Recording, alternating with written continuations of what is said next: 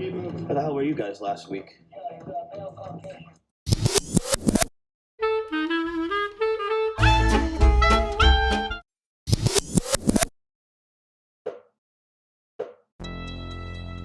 Hey everyone, welcome to my channel. I'm gonna go ahead and start with color correcting my under eye circles, and I'm going in with the Pixi by Petra Brightening Peach color on a flat concealer brush, and I'm gonna go ahead and apply that to the darkest points of my under eyes.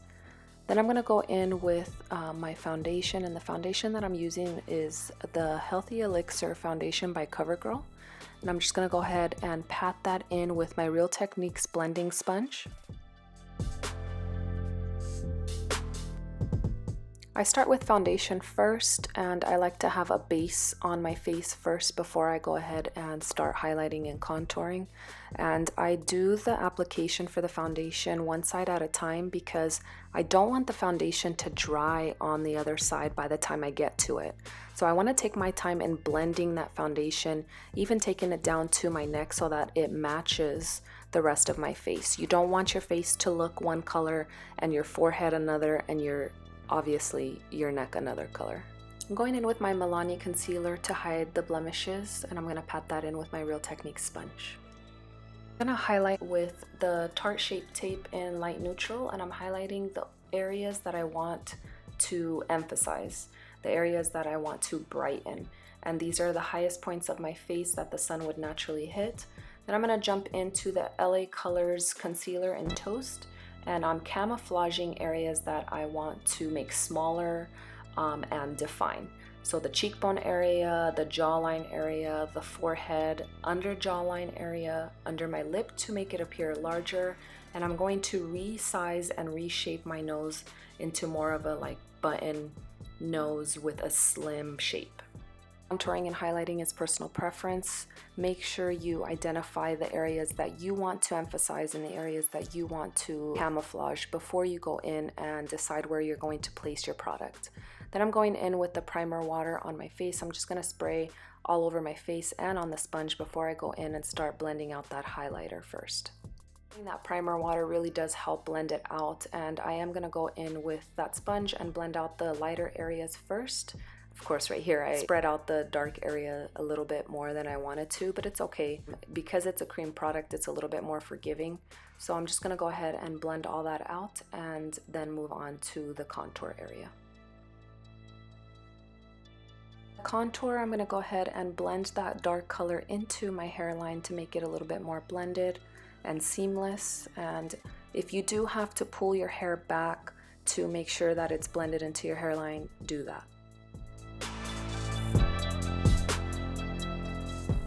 It's okay if it gets a little bit sloppy, just try to be careful and keep that dark color in the area that you placed it.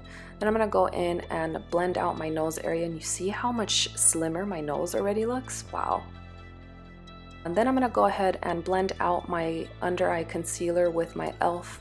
Flawless Concealer brush and set that with my Ben Nye colorless powder.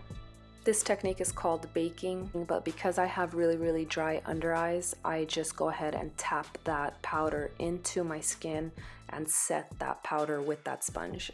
The sponge is still wet. It's the sponge that I've been using the whole time, and it really helps the product to seep right into your skin. Once you put cream down, you do want to go in with powder. It looks a little bit dramatic right now, but you are going to blend it. So place the product down and then go in and blend it with the other side of the brush.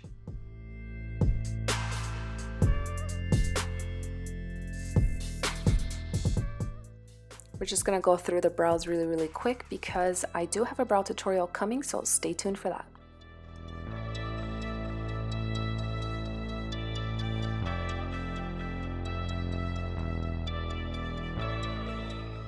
Little bit sloppy on my contour area, so I cleaned it up with a little bit more powder, and I'm blending it out here with my powder brush.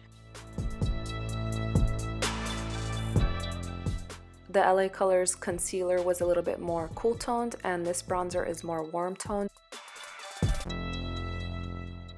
The key is to apply layers and to make it look as natural and airbrushed as possible. Now for the highlight, I love to spray the brush first, then go in with the highlighter and apply that to the highest points of my face. Everywhere where you applied concealer, you want to add a little bit of highlighter. Of course, if you don't want to shine in that area, just leave that area matte. What highlighter you want to use for these areas, they can be different.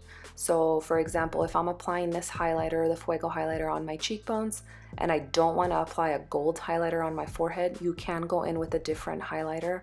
And the highlighter that I recommend for all over the face is the Mary Luminizer.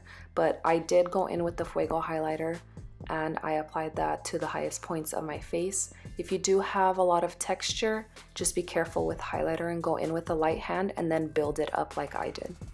Right into lashes, and these are the Arimika Lashes and they are from Amazon, and I'm going in with a thin layer of the dual lash glue, and I'm applying that from the edge all the way to the other edge and making sure that that gets tacky for about 30 seconds. You can wave it back and forth like I did, or just wait 30 seconds. And then I apply it from the center first, then I go in on the corners and attach the corners to my lash line.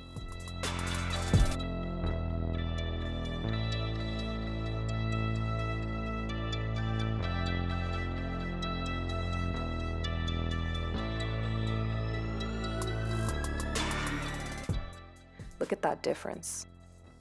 You want to make sure that you do spray your face with some sort of spray, that way it sets and it takes away the powder effect. And that is the completed look, guys. I hope you guys really enjoyed it, and if you did, please give it a thumbs up, like and subscribe to my channel, and thank you so much for watching.